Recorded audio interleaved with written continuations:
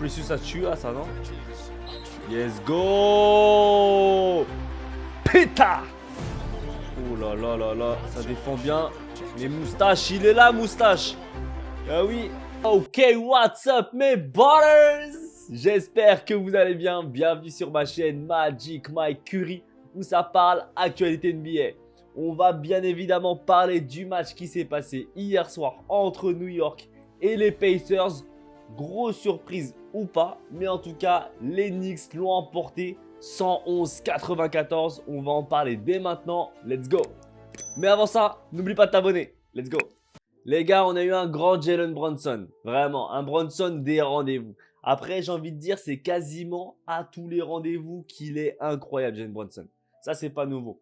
Ce qui a été nouveau, clairement, c'est ce qu'il y avait autour de lui. On va regarder les stats ensemble. Mais clairement, quand tu vois... Alors, Brunson, 32 points, 5 assists, 5 rebonds. Franchement, c'est clair, c'est net. Il a même fait un bloc. Il a même osé bloquer quelqu'un, Jalen Brunson. Je sais pas qui c'est, mais en tout cas, il est chaud. Après, franchement, ce qui a été aussi important, c'est Kat. Kat a été aussi primordial.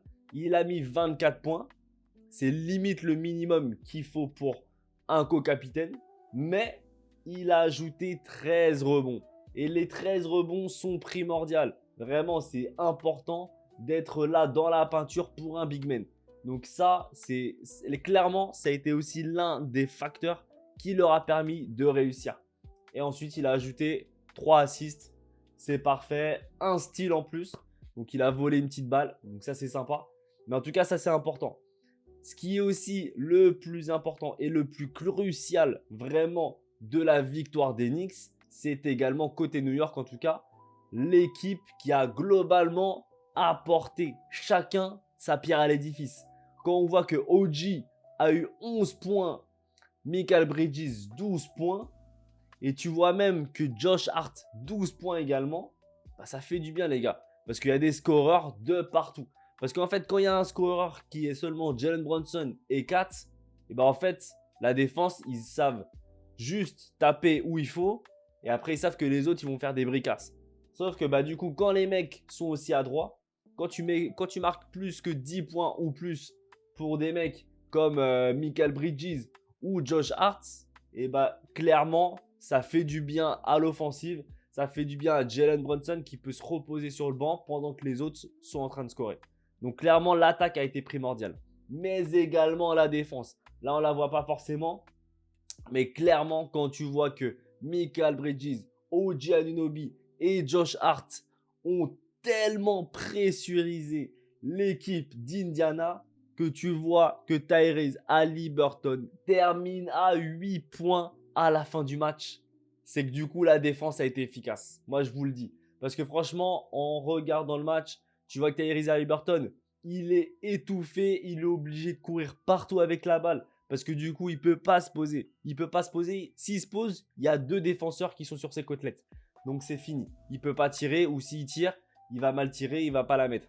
Donc ça ne sert à rien.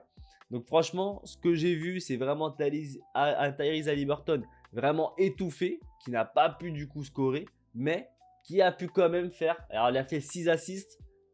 Ça reste très peu pour lui, parce que normalement, voilà, il tourne plus à entre 8 et 12, on va pas se mentir. Donc 6, c'est vraiment le minimum pour lui.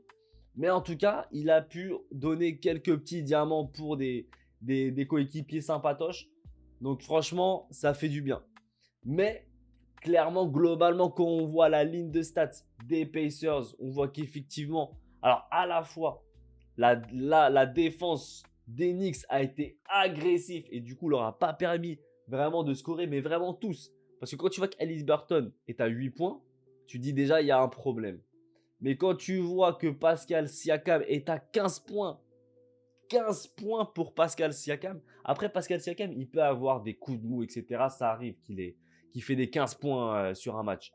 Mais quand tu vois que Siakam a fait 15 points, que Haliburton a fait 8 points et que même Nesmith, 3 points. Alors qu'à un moment, à un moment de la série, il a fait un match de fou.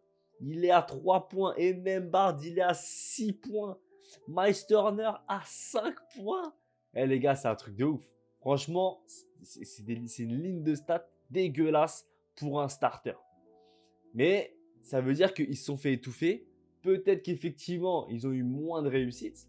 Et encore, parce que quand tu vois, voilà, bon, après ça, 2 sur 7, 3 sur 8, 1 sur 8, 5 sur 13, c'est pas fou.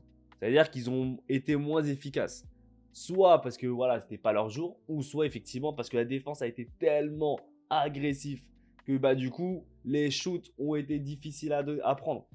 Donc franchement, très beau à la fois très beau à la fois d'Enix, et malheureusement, les Pacers n'ont pas fait le poids ce soir en tout cas.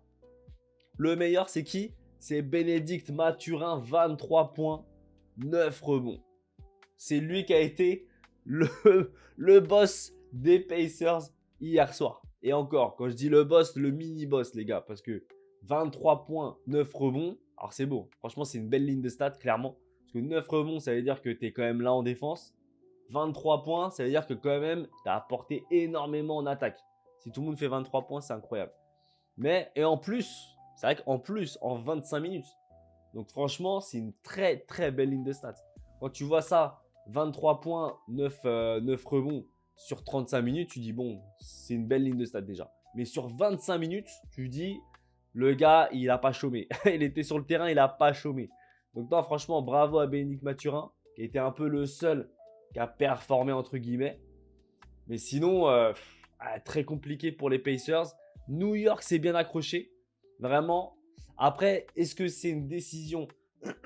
Moi, clairement, je pense que les Pacers ne l'ont pas forcément fait exprès de perdre ce match. Comme je vous l'ai dit, moi, je pense qu'ils ont tout fait pour le gagner, pour justement éviter de partir sur un game potentiel 7. Mais là, ils vont partir sur un game 6 à la maison. L'avantage, alors c'est une prise de risque, mais l'avantage, c'est déjà d'avoir l'avantage du terrain. Se dire, on est à la maison, il y a les fans qui vont les galvaniser. Il y a les fans aussi qui vont pouvoir faire miaou quand Kat va lancer au lancer franc. Ça, c'est une grosse déstabilisation. Mais voilà, mais en tout cas, ils pourront célébrer à la maison. Et ça n'a pas de prix, les gars. Ah, j'ai la gorge du matin. Voilà, un peu de San Pellegrino. Mais donc, qu'est-ce que je voulais dire? Donc, en gros, oui, ils vont pouvoir célébrer. Donc, c'est une prise de rythme. Mais attention, parce que s'ils perdent ce match, le match prochain, on est à New York, Game 7. Aïe, aïe, aïe, ça va être bouillant. D'un côté, franchement, le kiffeur de NBA que je suis voudrait que ça aille au Game 7. Vraiment. Parce que les Game 7, généralement, c'est toujours incroyable. Il y a toujours de l'intensité, il y a de la frustration, il y a de la bagarre. C'est tendu, c'est bouillant. Donc franchement, j'ai hâte que Indiana perde. Franchement, j'espère. Je vais espérer qu'Indiana va perdre le prochain match et que du coup, on sera sur un Game 7. D'ailleurs, en plus, voilà, transition bien donnée. Je vais vous faire mes prédictions parce que du coup, voilà, il n'y a plus de match entre Minnesota et OKC. Donc le prochain match, ce ne sera pas demain, ce sera sûrement après-demain avec du coup Pacers New York aux Pacers. Et là, clairement, en vrai, si je dois être transparent, je verrais quand même les Pacers l'emporter par rapport à tous les arguments que je vous ai donnés. Même si j'aimerais au fond de moi que les Knicks peuvent y arriver. Après, pour moi, ça va être franchement du 52-48%. Ça va être très serré. Parce que là, plus on avance, plus l'organisme il est fatigué. Plus du coup, clairement, c'est du 50-50. Parce qu'au final, les deux équipes, ils se connaissent tellement bien. Vous imaginez, ils ont déjà joué 4 matchs ensemble. Que dis-je? 5 matchs ensemble. Ils ont déjà joué 5 matchs ensemble. Ils se connaissent par cœur. Ils savent comment défendre. Ils savent comment attaquer. Donc clairement, ça peut basculer de l'un comme de l'autre. Vraiment. En plus, déjà de base, c'est deux équipes qui se valent. Moi, depuis le début, je le dis. Même si les Pacers, clairement, ils sortent des matchs de légende depuis le début avec un Haliburton incroyable, un Nesmith, un Siakam, etc. Donc, on n'est jamais à l'abri. Mais clairement, il faut faire attention. Si New York se reprennent, why not? Donc, pour moi, je vois quand même les Pacers l'emporter. Je verrai pareil. Je vous l'avais dit là, match précédents, je vous ai dit, ce match-là, il va être très compliqué et il va pas y avoir beaucoup de points. 111,94. Là, le match de demain soir, je verrai pareil, un petit 100, 108, 108, 102. Ça va être très, très, très serré pour les Pacers. Voilà, c'est la fin de la vidéo. J'espère que tu t'es régalé. N'hésite pas à mettre un petit pouce bleu. N'hésite pas à me donner ton avis en commentaire. Est-ce que tu vois plus les Pacers ou est-ce que tu vois les Knicks l'emporter après-demain, du coup N'oublie pas aussi de t'abonner, vraiment ça permet de soutenir la chaîne et vraiment ça me fait énormément plaisir. Je te souhaite une excellente journée, n'oublie pas que tu es le meilleur. Ciao mes brothers!